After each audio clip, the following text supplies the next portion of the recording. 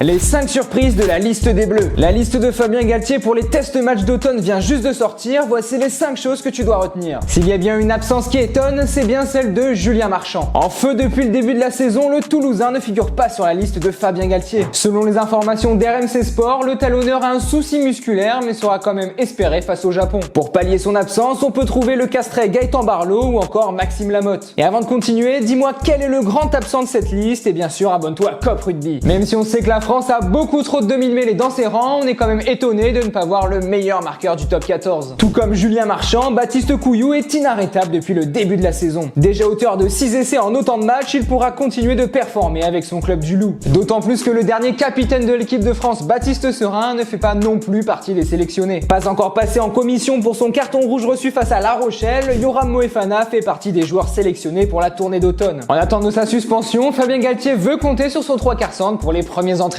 Si la suspension dépasse 2 semaines, on pourrait composer avec Gaël Ficou, associé à Emilien Gaiton ou Paul Coste. À l'image du début de saison mitigé du Racing 92, Cameron Wauquiez a été jugé trop juste pour intégrer le groupe des 42. Et c'est une petite surprise tant on sait qu'il a été un indispensable du système Galthié par le passé. Pour le remplacer, le sélectionneur a misé sur des joueurs inexpérimentés. Le premier, Michael Guillard, qui a connu ses 2 premières sélections cet été en Argentine. Et le deuxième, le Bordelais Pierre Beauchaton, qui lui découvrira la tenue tricolore. Ce dernier est même capable de dépanner en 3e ligne en cas de pépin physique. Une solution stratégique supplémentaire pour le staff français. S'il y en a bien un qu'on attendait de voir avec le numéro 15 chez les Bleus, c'est Romain Buros. Avec les problèmes judiciaires de Jaminet, le début de saison poussif de Barré, c'était le moment parfait pour lancer le Bordelais. Même si l'adversité avec Thomas Ramos sera dure, il pourra profiter d'un replacement du Toulousain en 10 pour voir son nom sur la feuille de match. Concernant Léo Barré, sa reconduction est logique au vu du 6 nations convaincant qu'il a produit. En revanche, on verra si son retour en bleu lui permettra de se relancer dans un club qui patine en ce début de saison. Et toi, qu'est-ce que tu retiens le plus de cette liste de Fabien Galthié? Dis-le nous dans les commentaires. Si cette vidéo t'a plu, n'oublie pas de t'abonner à Cop Rugby.